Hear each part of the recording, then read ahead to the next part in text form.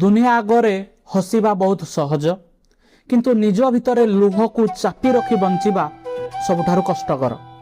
केबे केबे मनीष निज प्रिय लोकंक आगरे भी किछि कहि पारे नाही।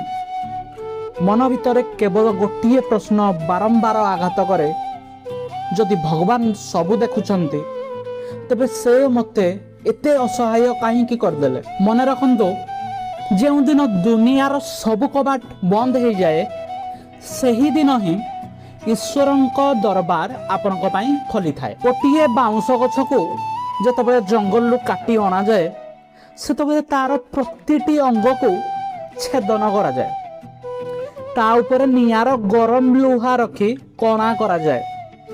बाउंशटी जदि कहि पारंता तेबे से कांदी कांदी पचारंता, मते ते जंत्रणा काहींकी देउछ?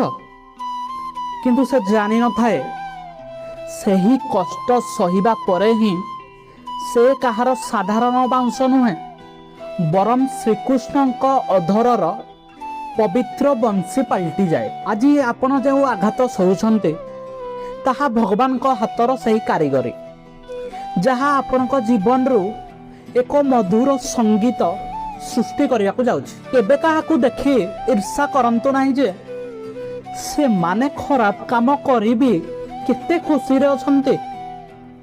कागजर डंगा शांत पानी रे किछि समय भासी पारे, किंतु समुद्रर गोटे ढेउ तार असली स्थिति देखाई दिए। भल मनुष्यंक परीक्षा लंबा होई पारे किंतु सेमानक पतन केबे हुए ना।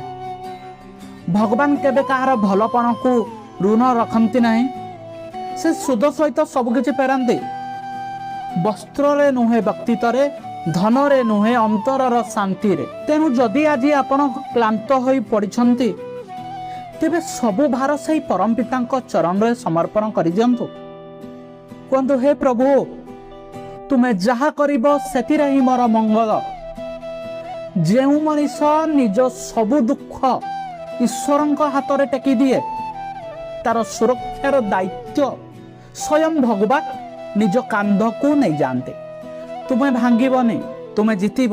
जदि यही भावना आपनक मन को शांति दे थाए तेबे वीडियो को सही मनुष्य पाखक निश्चय पठांतु, जहा को आज शब्द गुड़िक सबुठारु अधिक आवश्यकता अछि। जय जगन्नाथ।